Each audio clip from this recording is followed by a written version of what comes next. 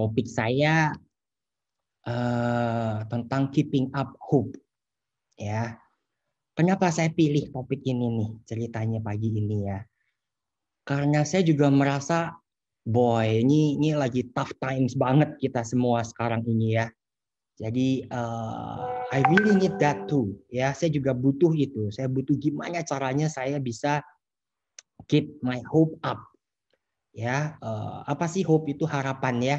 Gimana saya tuh nggak down, gimana saya masih punya semangat ya bisa berjuang di situasi seperti ini ya. Saya merasa agak sulit juga nih sekarang ini ya, khususnya kita as a Christian ya. Kita nggak bisa datang ke gereja, kita biasa hanya melalui Zoom dan lain-lain ya.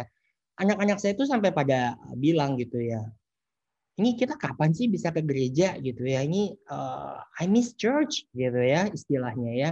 Karena kita ngerasa sometimes there is something different ya kalau kita ke gereja bisa apa socialize sama yang lain ya.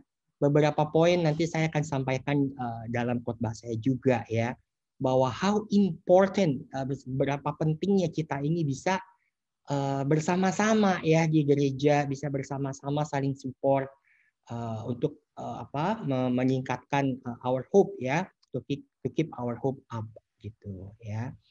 Mungkin saya bisa cerita tentang situasi sekarang ya. Kalau kita lihat situasi sekarang ini gimana sih ya? Yang pertama yang kita lihat itu kalau saya ngobrol sama teman-teman dan lain-lain gitu, semuanya ini merasa ketakutan. Ya, fear. Ya, gila nih nggak jelas nih gitu ya situasinya nih gitu ya. Kadang saya kalau saya termasuk orang yang masih cukup nekat gitu ya, masih suka jalan meeting sama orang gitu ya. Saya lihat di mana-mana semua, wah ada yang sampai istilahnya semuanya disemprotin, kita mau duduk disemprotin dulu mejanya, porsinya, piringnya, sendoknya, garpunya, semua disemprotin dulu ya. Kita pulang juga langsung mandi ya, nggak berani megang anak, nggak berani megang yang lain gitu ya. Tapi kita semua jadi serba ketakutan ya.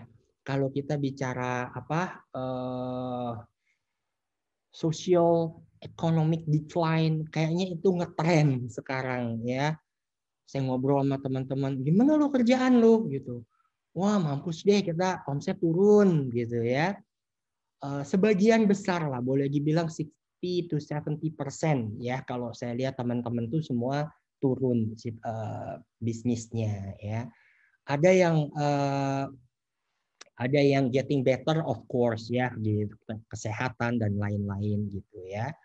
Mungkin sudah masuk ke slide kedua nih ya. Jadi yang our present situation ya. Masuk ke slide kedua. Nah, yang ini ya gitu. Jadi social and economic decline ya, pada ketakutan gitu, gimana gitu ya, ini kok PHK di mana-mana atau WFH, gaji setengah dan lain-lain ya. Kita belum tahu sampai kapan ini terjadi ya. Kalau kita ngelihat di internet beberapa hotel misalnya sudah mulai dijual ya. Kita datang ke mall, bisnis-bisnis sudah banyak yang closing down ya. Jadi efeknya ini sudah mulai terasa. Lalu yang lebih serius lagi itu grief ya. Jadi sudah mulai banyak. Kalau dulu kayaknya tuh saya dengar, oh ya si ini saya tahu, si ini saya tahu. Kalau yang ini benar-benar saya kenal. Ya, jadi sudah banyak teman-teman ya dari gereja, dari teman-teman sekolah even ya, dari saudara. Ini yang sudah mulai affected ya, ada yang kena langsung, ada yang sorry to say sudah meninggal misalnya ya. Kemarin saya ngobrol sama teman saya tahu ya temannya ini saya tahu ya, tapi saya nggak kenal dekat. Tapi dari dia satu keluarga hanya bertiga kemarin ini ya, tinggal dia, kakaknya, sama ibunya gitu ya, dan bertiga ini kena COVID ya. Kakaknya dan ibunya meninggal, jadi dia sendirian sekarang. Itu dia sampai istilahnya so devastated gitu ya. Dia tuh sampai bilang, sekarang gue sendirian nih gitu ya. Kemarin ini gue kemana-mana bertiga gitu ya. Sekarang gue tinggal sendirian. Jadi kasus-kasus seperti ini sudah mulai dekat, makin dekat ke kita ya. Kalau kita lihat di luar negeri itu ada banyak data-data yang dipublish ya, kita bisa melihat. Jadi banyak suicide. Jadi suicide rate ini naik ya, bunuh diri ini naik. Di Jepang, di Amerika, di Eropa itu naik gitu trennya ya. Dan yang terutama menurut mereka itu adalah karena isolation dan bisnisnya down ya. Jadi mereka isolated, lockdown dan lain-lain ya, kerja dari rumah. Jadi mereka depres. Ditambah dengan situasi ekonomi seperti sekarang ini seluruh dunia kena. Ya, jadi banyak yang hilang pengharapan mereka dan mereka bunuh diri gitu istilahnya ya. That is very sad statistik ya, sangat mengkhawatirkan. Dan mereka lebih mengkhawatirkan lagi karena sekali lagi kita nggak tahu ini kapan selesai ya. Nah, kalau kita ngelihat ini, kemarin saya ngobrol sama teman saya yang senang sejarah, dia bilang kita ini sekarang di era disrupsi ini, era disrupsi ya istilahnya, disruption katanya. Kalau kita lihat sejarah dari dulu-dulu ya, ini biasanya ini kalau ada perubahan yang luar biasa apapun itu ya, itu nggak lama kemudian itu diikuti dengan perang.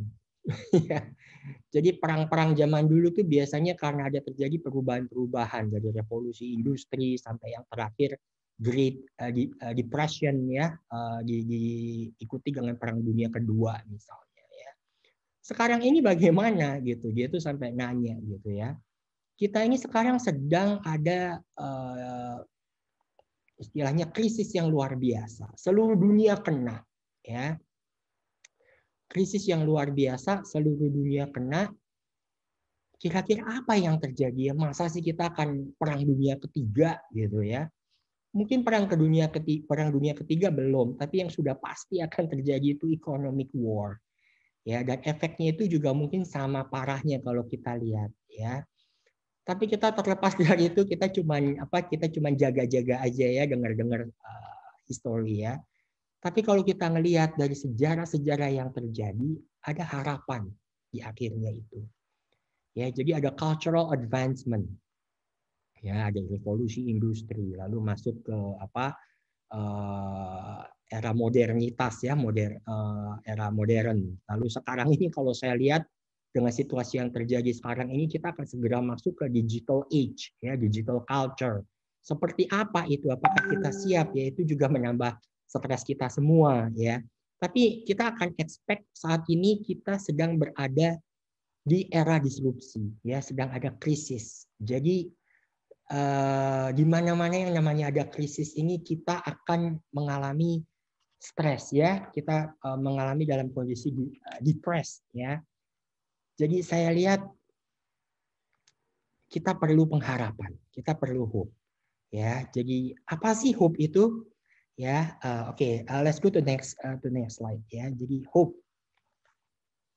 Kalau kita lihat yang paling simple, hope ini pengharapan ya. Kalau di kamus bahasa Inggris maupun bahasa Indonesia itu terjemahannya begitu, penjelasannya.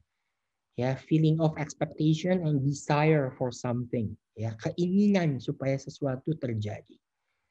Tapi apa yang terjadi dengan definisi hope yang seperti ini? Ya, ini terlalu simple dan terlalu fragile gitu ya. Jadi dengan sangat mudah ini kita menjadi kecewa, ya, kecewa dan stres, ya.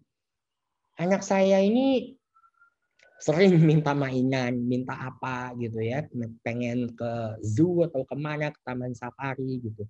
Kadang kita sibuk gitu ya, dia udah sangat berharap gitu ya, kalau misalnya udah mau ada liburan nih, yuk kita ke taman safari atau kayaknya aja ada toy gitu ya. Tapi kadang kan kita nggak bisa ya untuk untuk satu hal dan lain, saya sibuk dan lain-lain, kadang nggak bisa dan dia kecewa gitu ya. Jadi kalau kita hanya berharap seperti itu tipenya, itu dengan sangat mudah kita akan kecewa waktu itu tidak terjadi.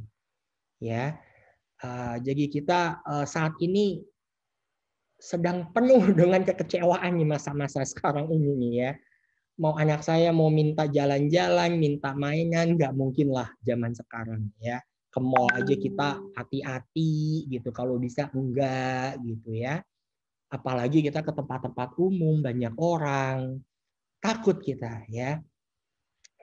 Saya punya teman, saya punya keponakan kemarin ya, mau ada acara wedding misalnya harus diundur ya. Akhirnya tetap dilakukan juga dengan protokol COVID ya. Jadi pengennya misalnya opa-omanya bisa datang nggak bisa, family members mau bisa ikutan nggak bisa gitu. Jadi banyak sekali hal-hal yang membuat kita kecewa di saat-saat ini ya. Kalau definisi kita ini hanya sesimpel itu ya, mengharapkan sesuatu terjadi, itu dengan sangat mudah ya kita akan kecewa. Nah, kita sebagai orang Kristen ini beda ya. Gitu. Next slide please. Ke next slide berikutnya. Ya, kita berbeda. Apa sih yang bikin kita beda? Kita punya iman. Ya, kita punya iman, ya. Kita punya iman dan kita punya kepercayaan, kita percaya bahwa Tuhan akan melakukan apa yang Dia janjikan. Kita punya Tuhan, ya. Kita beriman kepada Tuhan. Ya, ini masih sedikit intro ya. Jadi apa sih yang dijanjikan ya?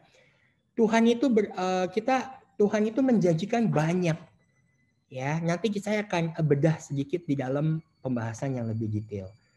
Tapi Christian hope ya, sebagai orang Kristen kita berpengharapan, kita berpegang teguh kepada janji itu walaupun kita tidak tahu maupun melihat ya bagaimana Tuhan akan menepati janjinya. Ya, perbedaannya adalah kita memiliki iman dan kita memiliki Tuhan yang selalu menepati janjinya. Seperti apa itu? Ya, yuk kita to the next slide. Keeping up hope. Ya, gimana sih caranya kita ini tetap memiliki pengharapan?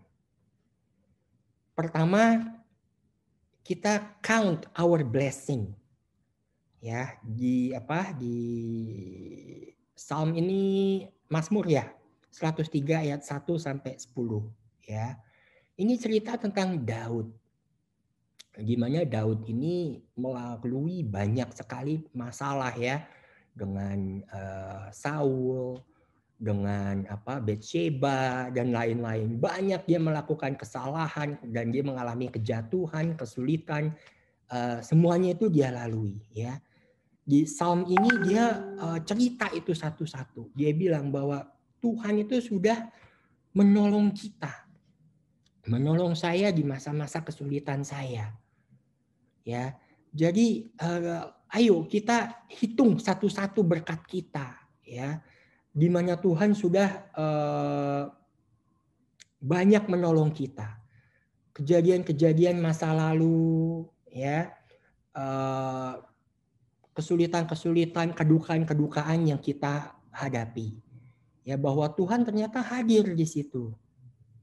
Ya, jadi saya kalau cerita sama papi gitu ya, lagi curhat sama si papi gitu ya. Aduh Pi, ini bisnis kayak gini sekarang susah banget gitu ya. Si papi bilang, papi juga stres, nggak tidur tetap gitu ya. Tapi ya papi udah punya pengalaman dari zaman dulu gitu ya. Kita udah mengalami masa-masa kejatuhan, kesulitan dan lain-lain. Dan papi ceritakan itu ke kita ya. Dimana akhirnya Tuhan itu tetap menjaga kita ya, Tuhan bisa memberikan jalan ya dan lain-lain. Jadi betapa pentingnya kita hitung satu-satu, kita ingat pengalaman-pengalaman kita ya, bahwa setiap kali kita ada kesulitan Tuhan ada di sana ya. Ya, lalu kita juga sadar bahwa there is a lesson behind every hardship ya. ada pelajaran yang bisa kita petik dari setiap kesulitan yang kita hadapi. Itu kalau istilah awamnya ini, ya kita pengalaman. Ya kita makin berpengalaman di hidup ini. Hidup ini tidak mungkin semuanya enak, semuanya nikmat. Gak mungkin.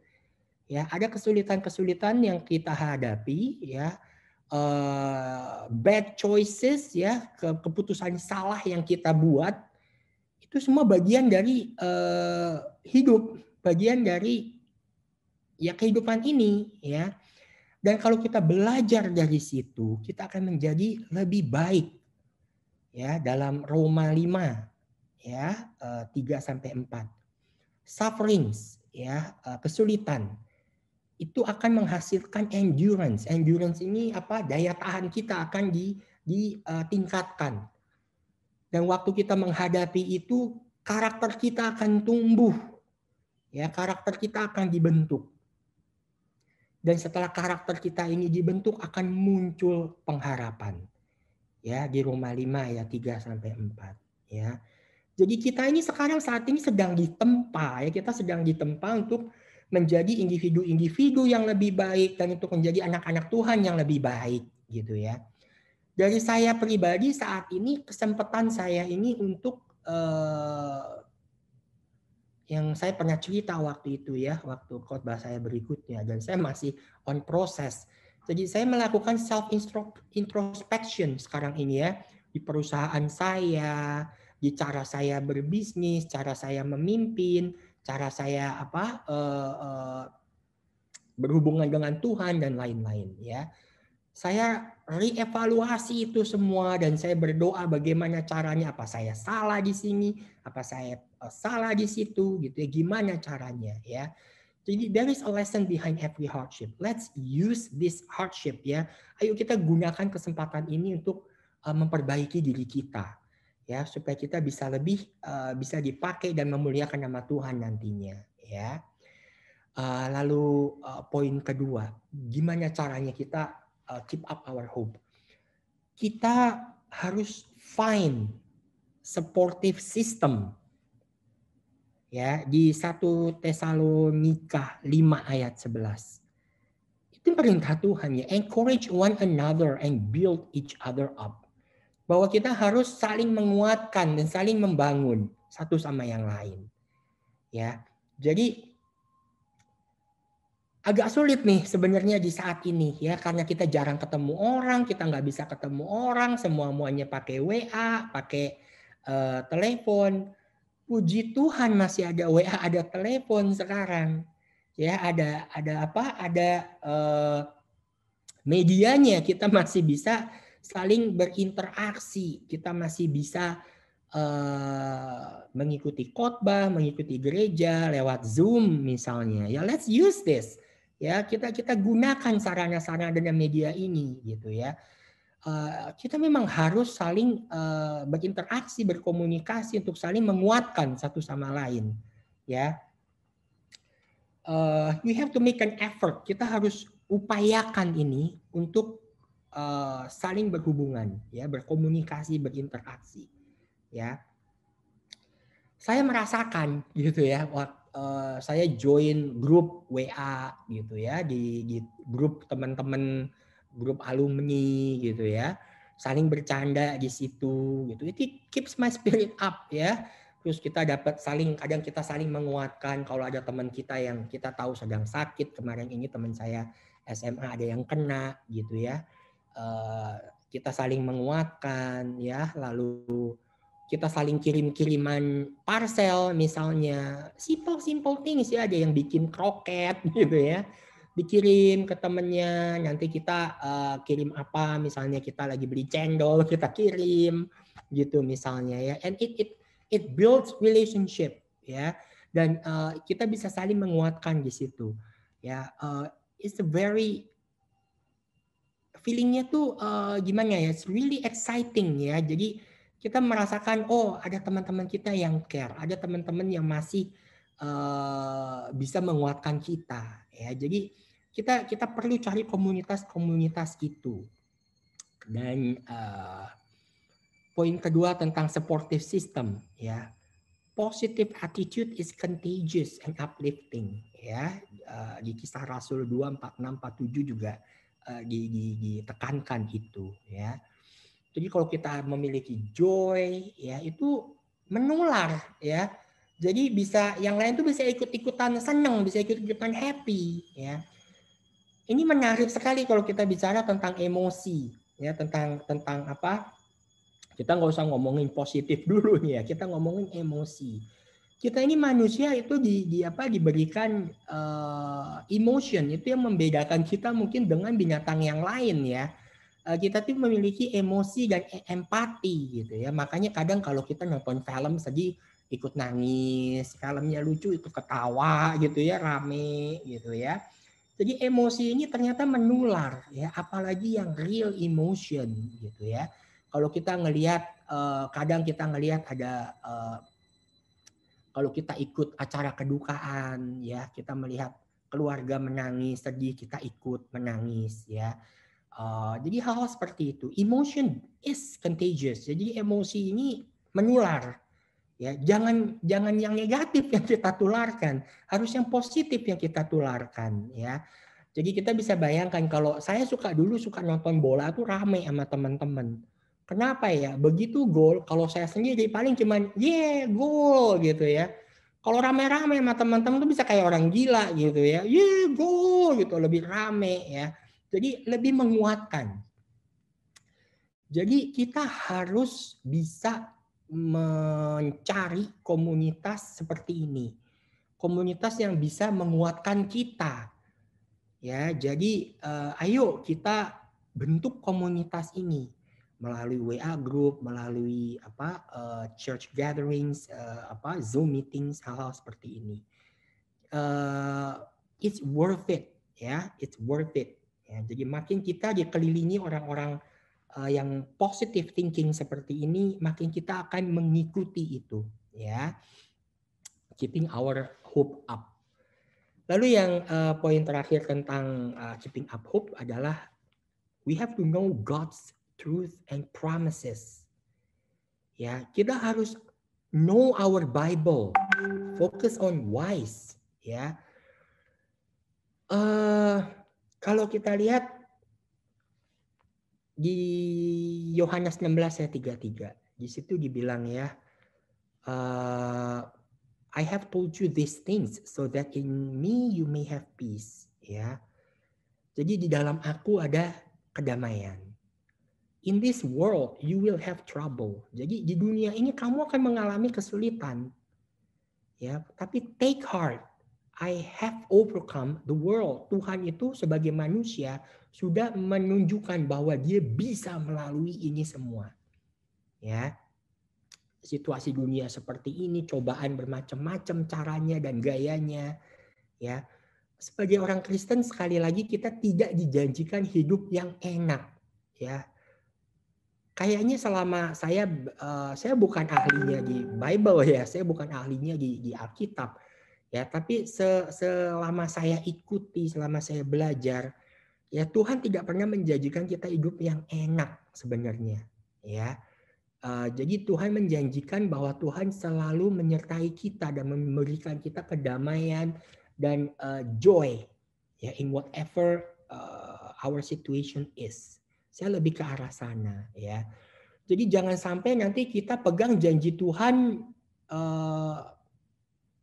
sepotong-sepotong. Ini yang saya takut dan ini yang sering terjadi gitu ya. Jadi sepotong-sepotong yang dia pegang yang dia mau aja. Ya bukan gitu ya. Makin kita pahami Alkitab ini, makin kita ini memahami situasi kita ini seperti apa sih, dan janji Tuhan yang mana yang cocok dengan situasi kita ini. Ya, apakah kita ini tipe Ayub misalnya ya, wah udah pernah seneng, terus susah habis-habisan, ya, tapi terus dia bisa naik lagi, bisa kaya lagi, seneng lagi, habis-habisan juga, luar biasa senangnya, 10 kali lipat, ya. Enak tuh dia tuh, cuman begitu jatuh sekali naik, udah beres. Atau kita kayak Joseph, ya. Seneng Dia sayang sekali sama Abraham, ya. Terus sama Jacob, sama Yakub, ya. Disayang banget sama Jacob. Terus dijual ke Mesir, jatuh dia situasinya ya, jadi budak. Terus naik lagi di rumahnya Potifar, ya, dipercaya luar biasa. Terus jatuh lagi gara-gara istrinya Potifar, masuk penjara, ya toh. Jadi dia tuh naik turun, tapi akhirnya kan dia menjadi orang nomor 2 di Mesir. Hidupnya dia naik turun, nggak kayak Ayub yang hurufnya huruf U malah mungkin V, ya. Kalau Yusuf ini kayak huruf W gitu. Tapi mungkin juga kita seperti kehidupannya Stefanus atau rasul-rasul, ya. Pada akhirnya mereka mati loh, ya, mati dalam kesusahan, tapi dalam iman, ya, iman mereka tidak hilang, gitu loh. Kalau urusannya standarnya duniawi, they have nothing, mereka tidak punya apa-apa, ya. Tapi mereka dari segi iman mereka jaga, ya. Kita tuh yang mana di dunia ini, hidup kita ini, janji Tuhan yang mana yang kita pegang. Nah, beruntung sekali kita ini sebagai orang Kristen, kita memiliki janji yang the ultimate promise ya kalau buat kita ya, bahwa kita tuh dijanjikan kingdom of God. Ya, jadi kita dijanjikan surga di mana tidak ada suffering, tidak ada kesedihan, ya. That's the ultimate promise, ya, dan itulah yang menjadi acuan kita, ya, yang harusnya bisa menjadi support, ya, untuk gimana caranya kita bisa tetap memiliki pengharapan hidup di sini. Bahwa hidup di sini adalah sementara, apapun yang kita lakukan, apapun yang kita hadapi di sini, it's part of life. Let's do our best, ya. Tapi we have another life. Itu yang kita sedang cari, itu yang sedang kita persiapkan, ya. That's life in the kingdom of God, ya. Lalu the last slide. Slide terakhir.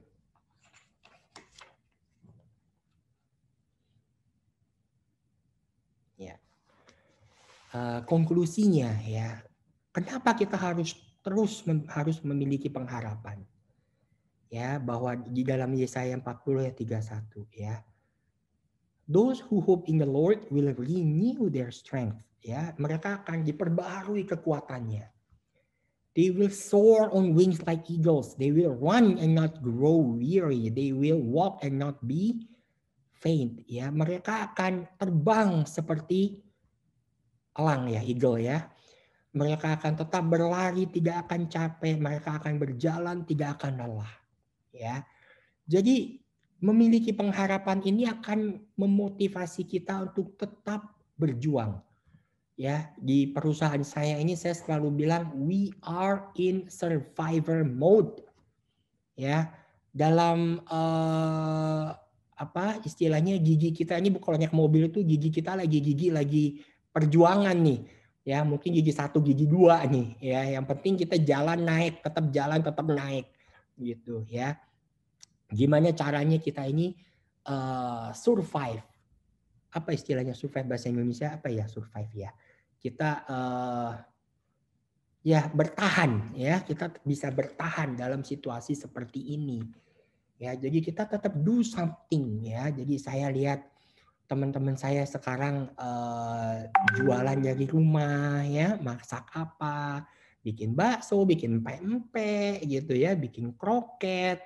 They do things out, ya. Jadi kita tetap berpikir gimana caranya kita tetap survive, ya.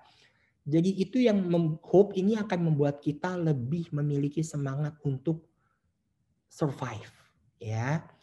Lalu hope juga akan membantu kita memiliki endurance, ya, seperti yang ayat yang tadi kita baca, ya. Hope, pengharapan ini akan membuat kita ini bertahan.